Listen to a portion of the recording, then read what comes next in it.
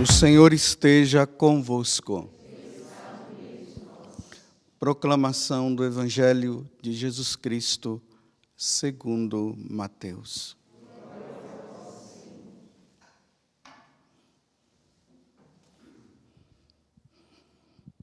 Naquele tempo, enquanto Jesus estava falando às multidões, sua mãe e seus irmãos ficaram do lado de fora procurando falar com ele. Alguém disse a Jesus: "Olha, tua mãe e teus irmãos estão aí fora e querem falar contigo." Jesus perguntou àquele que tinha falado: "Quem é minha mãe?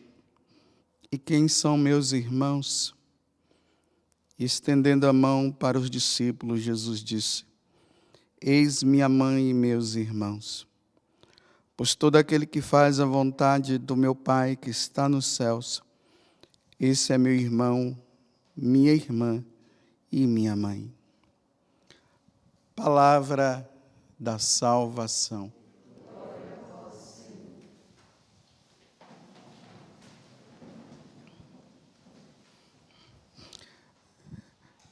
Muitas vezes, quando nós lemos essa passagem do Evangelho, a impressão que dá é que Jesus está desmerecendo a sua mãe e os seus parentes, né? Nós já sabemos, graças a Deus, na teologia católica, nós sabemos que esses irmãos referentes aqui não são filhos de Nossa Senhora, são, na verdade, os parentes mais próximos, que na linguagem judaica era chamado também de irmãos.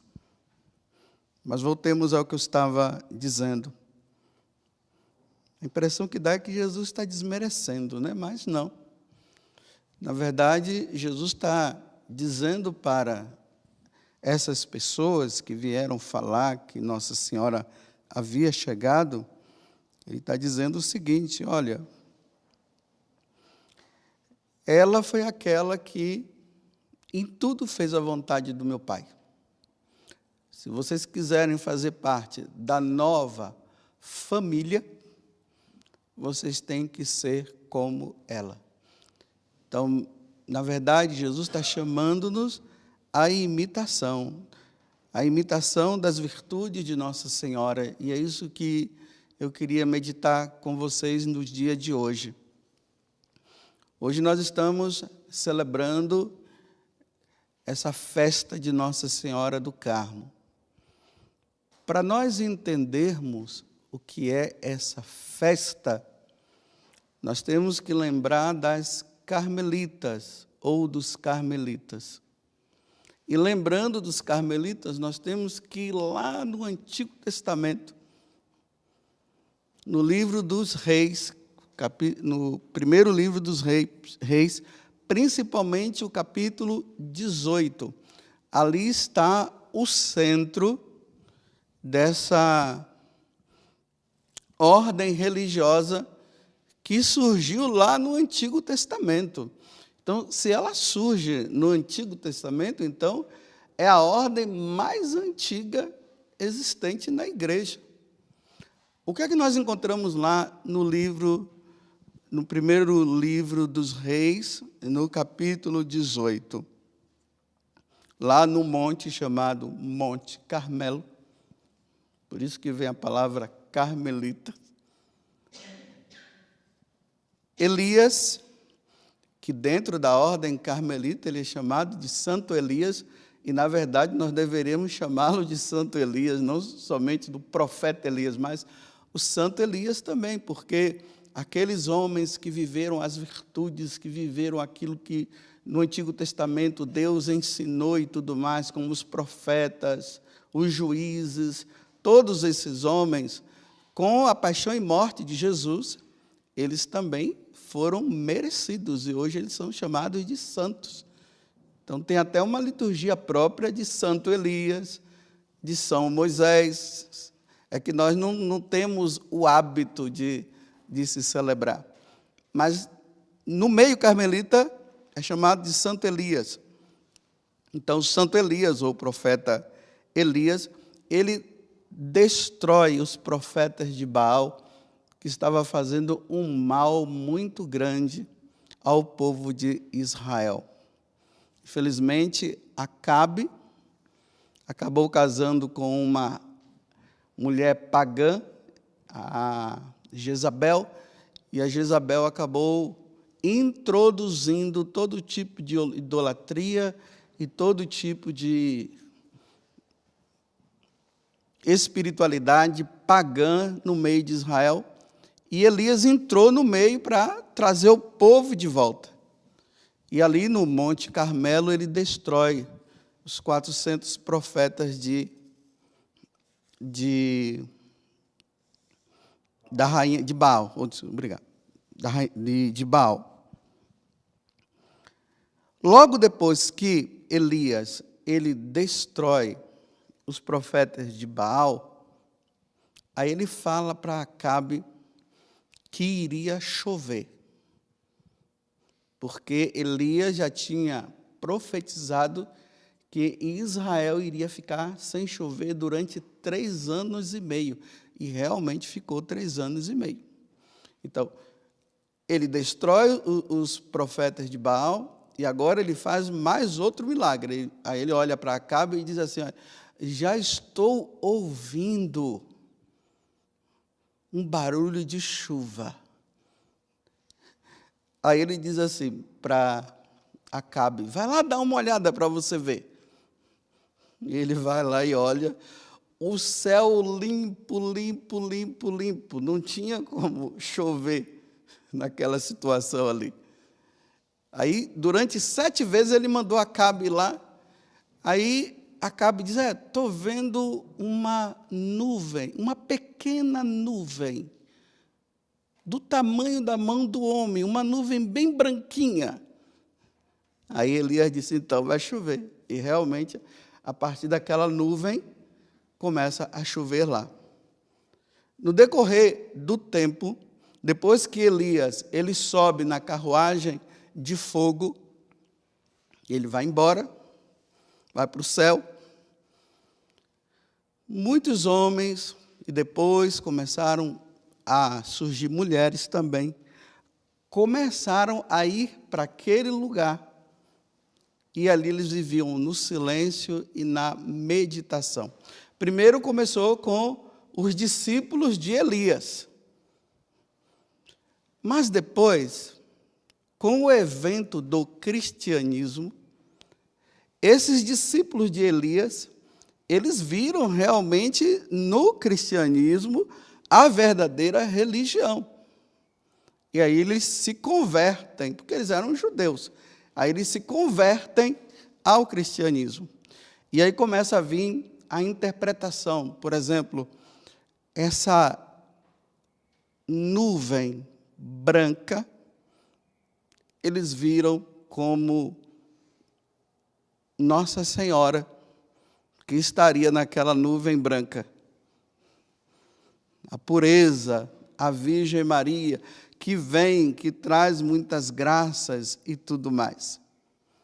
E no decorrer do tempo, esses monges, junto também com essas monjas, agora se tornando cristãos, ali no lugar onde o profeta Elias destruiu os profetas de Baal, onde veio essa chuva, eles se deslocavam para lá para viver, como eu falei antes, na solidão e na oração.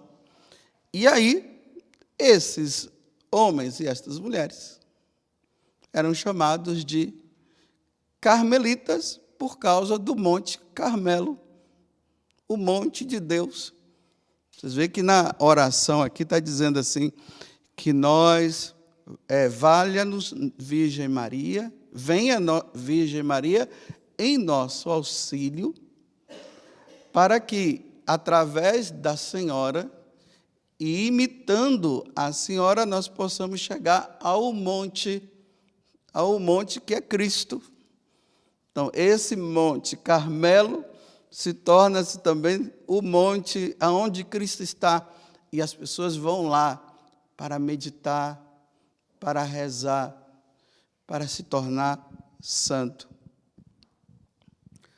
Uma das regras existente entre os carmelitas é que a ordem ela foi criada com a intenção da imitação das virtudes da Virgem Maria, pois, na medida que se imita a Virgem Maria, se faz a vontade de Deus, que é a glorificação também da sua mãe.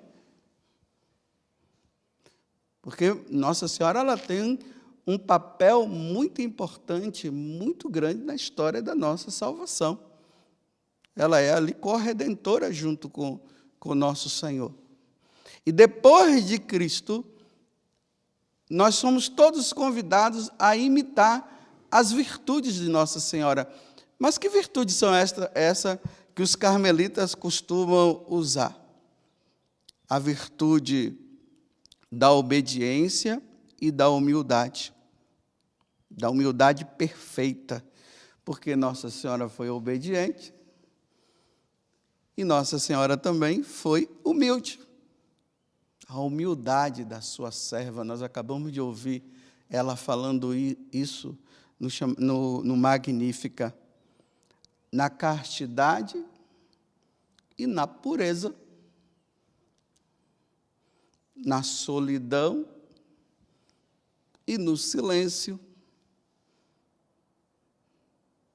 na vida comum também, porque ela viveu essa vida comum ali com Jesus, viveu a vida comum com São José. A outra virtude é que ela estava sempre trabalhando, mas ao mesmo tempo rezando. Isso aqui está no diretório dos carmelitas. Tem como base isso aqui, a imitação da Virgem Maria. Por exemplo, não dá para nós entendermos uma pessoa que diz ser devoto de Nossa Senhora, ou que fez a consagração à Virgem Maria e não vive a castidade. E não vive a pureza. Não vive a modéstia. Imagine uma pessoa que diz devota de Nossa Senhora e fica mostrando tudo. Como é que pode ser? Não está imitando Nossa Senhora, porque a devoção, ela implica nesta imitação. Vamos agora olhar uma carmelita, né? Imagina a carmelita se vestindo de qualquer jeito. É inconcebível isso. Mas o que eu queria destacar hoje, dentro dessas virtudes que as carmelitas são chamadas a imitar em Nossa Senhora, e que também isso é toda a igreja é chamada, é essa questão da solidão e do silêncio. No Evangelho, nós ouvimos ali, principalmente em Lucas, que dizia que Nossa Senhora, ela guardava tudo no coração. Nossa Senhora não era muito de falar, mas ela era mais de meditar, guardar tudo que acontecia. Ela procurava ver ali Deus, aonde Deus está nisso. Para nós termos essa intuição de perceber a ação de Deus, tanto na nossa vida, como na vida até da igreja, só através do silêncio. Olha, e vamos tirar da nossa cabeça que silêncio é só para a vida monástica. Fora da vida monástica é barulho. Eu não imagino que no céu, o céu seja barulhento. O inferno, sim. Lá é um barulho sem fim. Gritaria, ódio e tudo mais. O céu é harmonioso. Então não dá para se conceber.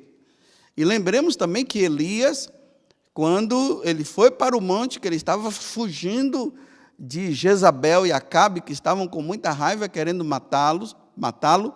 Ele sobe no monte e lá ele tenta encontrar-se com Deus. Aí vem aquele barulho, né? Relâmpagos, ventos fortes, nada. Mas na brisa suave, ali ele se encontra com Deus. Não é no barulho.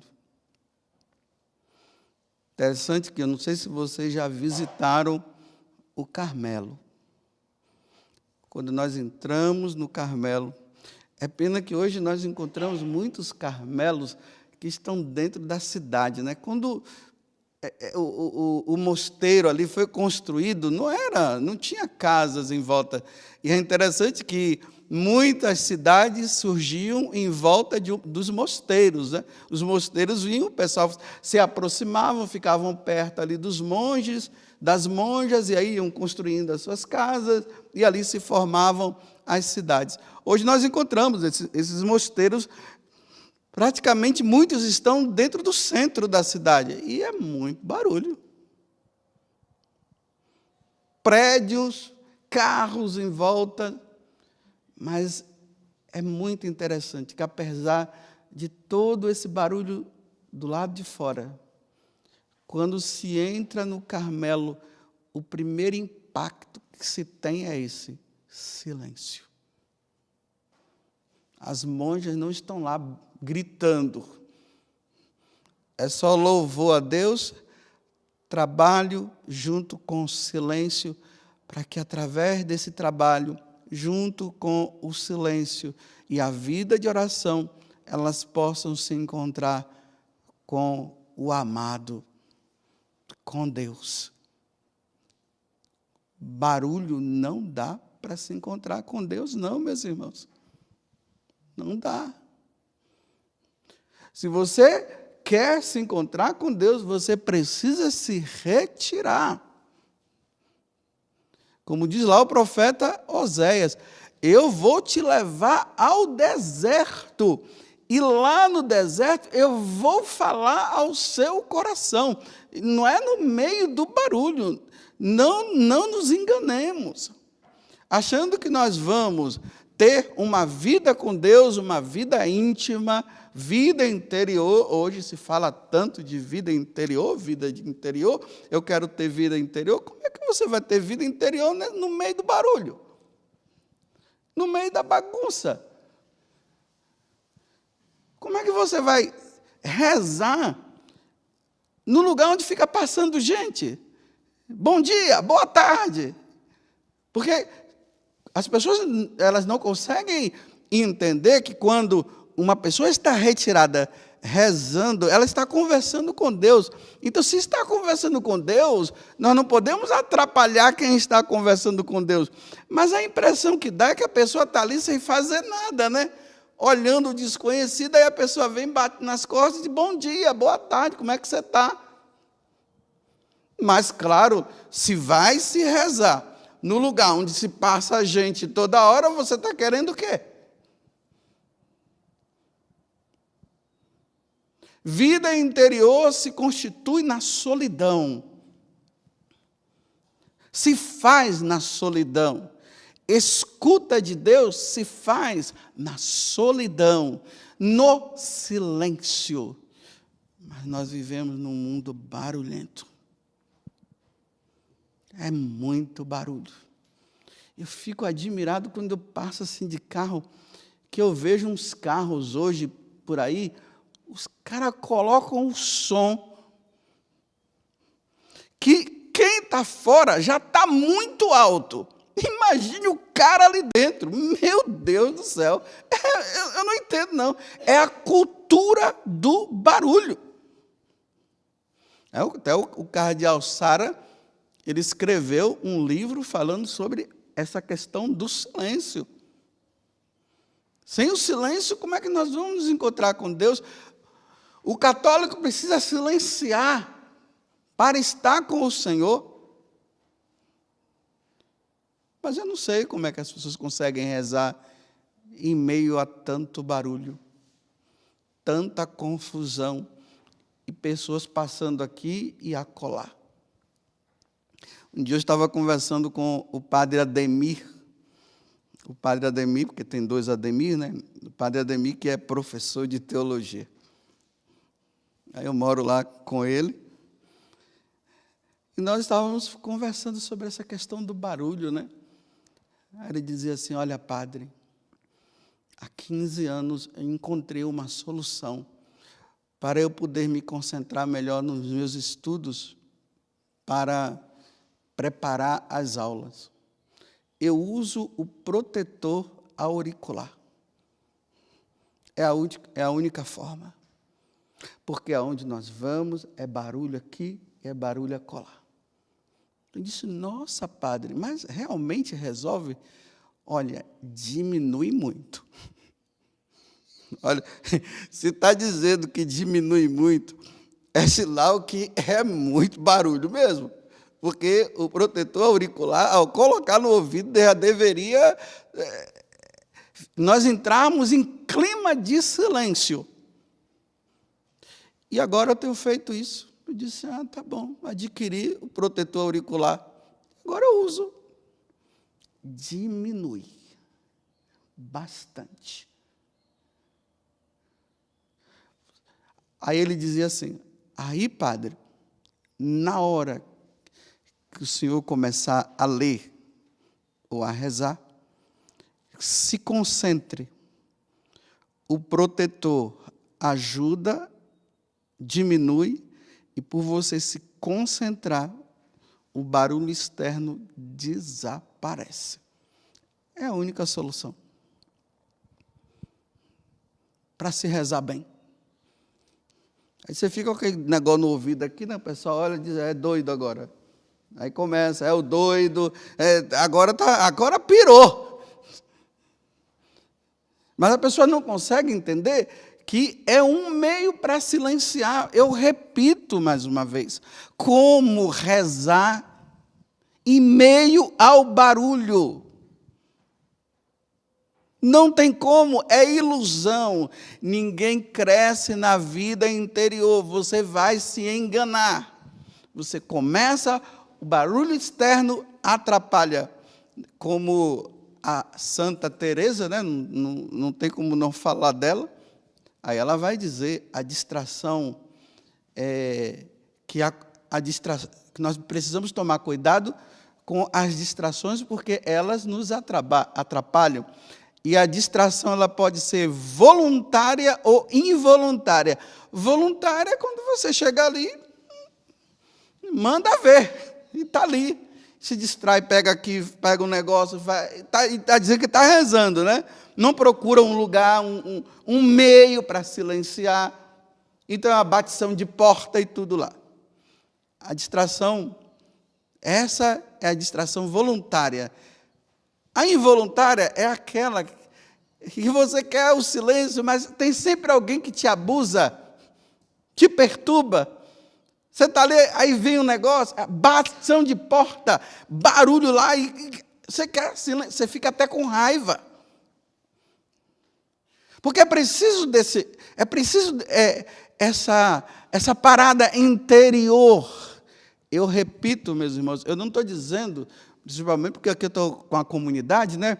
Não estou chamando vocês a serem monges e monjas, não. Eu só estou dizendo que vocês precisam dar qualidade à vida de oração, porque essa vida de oração, no meio do barulho, é ilusão pensar que você vai chegar à intimidade e ter vida interior, porque não vai ter, não. Nunca vai para frente, vai ficar ali sempre rodando, mas não vai crescer espiritualmente, porque não tem vida interior. Porque a vida interior nos faz encontrarmos conosco mesmo e com Deus. Mas quem é que quer se encontrar consigo mesmo nos tempos de hoje? E se encontrando consigo mesmo, vai se encontrar com Deus? Quando Santo Antão diz que quando ele foi para o deserto e os demônios começavam a perturbar ele, não era simplesmente demônios que também apareciam. mas eram os demônios que estavam dentro de si. Porque quando a gente silencia, aí nós começamos a ver que nós somos. Aí começa o combate. E nesse combate eu me dirijo a Deus e diz: vinde, ó Deus, em meu auxílio, socorrei-me sem demora. Glória ao Pai, ao Filho e ao Espírito Santo, como era no princípio, agora e sempre. Amém. Barulho. Aí nós começamos a perceber as nossas irritações, começamos a ver o pecado que nos domina, nós começamos a perceber dentro de nós sentimentos de raiva, começamos a perceber que tem pessoas que nós precisamos nos reconciliar, aí esse negócio vai virando. Por isso que os jovens fogem. Estão sempre com fone de ouvido, ouvindo muito barulho, para não se encontrar consigo mesmo. E não se encontrando consigo mesmo, não vai se encontrar com Deus. Jamais vai se encontrar com Deus. Jamais. Por isso que eu gosto de rezar de manhã cedo. E eu gosto de celebrar a missa 6 horas da manhã. Se eu pudesse, celebrava até às 5. Por quê? Olha agora, ó, eu vou parar um pouquinho. Olha, o barulho está começando a chegar. Mas o que é que nós estamos ouvindo? O bem-te-vi cantando lá no fundo, os passarinhos aqui. Ainda não se ouve barulho de máquinas, de carro, pessoas gritando. Acordar cedo para rezar proporciona isso. Essa intimidade que é necessária. Reze depois das 7 horas para você ver. Barulho de carro, gente para lá. Olha aqui na chácara como é que é. Aquele negócio, aquele barulho daquele negócio lá.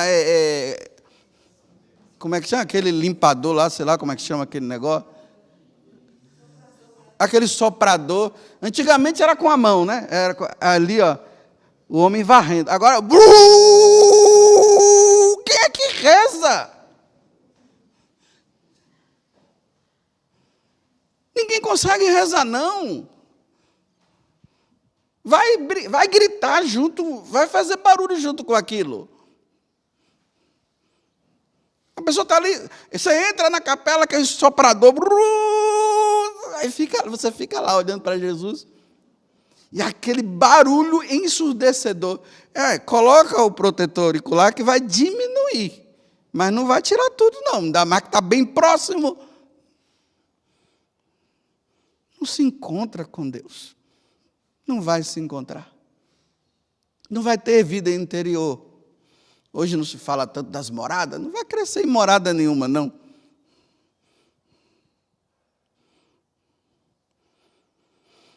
Aí, não posso deixar de falar, em 16 de julho de 1251, a ordem carmelita já tinha saído do Oriente e veio para o Ocidente, e os mouros, os chamados muçulmanos, começaram a perseguir a ordem carmelita. E aí, São Simão Stock, numa noite, que ele era o superior geral da ordem nesse tempo, começou a rezar, pedindo o auxílio de Nossa Senhora, e aí Nossa Senhora aparece com o menino Jesus nos braços, vestida como uma carmelita, oferecendo para ele o escapulário, que é aquele pano, né, que fica por cima das vestes das carmelitas ou dos carmelitas, dizendo que quem usasse aquele escapulário teria a proteção dela e jamais iria para o inferno. Bem, aqui nós, padres, temos sempre que abrir um parêntese para explicar melhor. Não é um talismã. Colocou, estou livre agora, aquele escapulário, Ele vai nos ajudar, porque aí nós vamos lembrar da Virgem Maria, vamos lembrar das virtudes dela, aí nós vamos querer viver como ela viveu,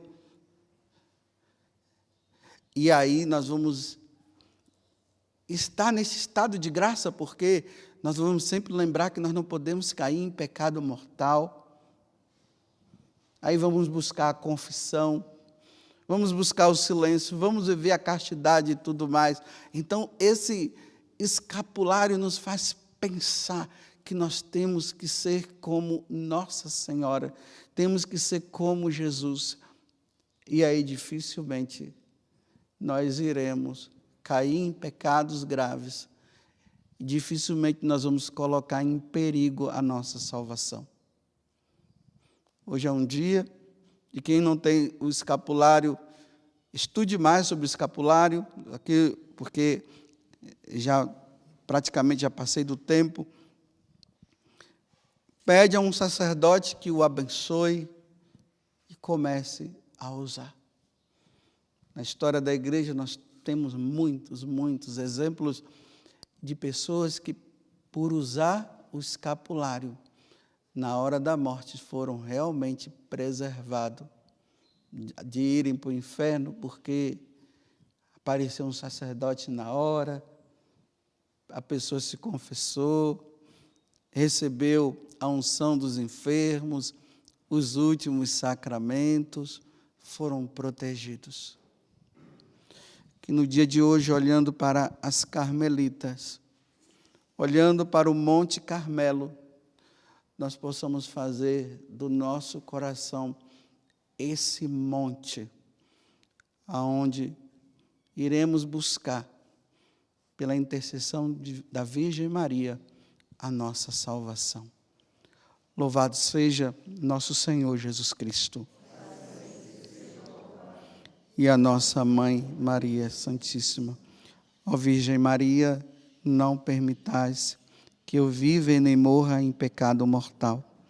E em pecado mortal não hei de morrer, porque a Virgem Maria há de me valer. Valei-me, Virgem Maria.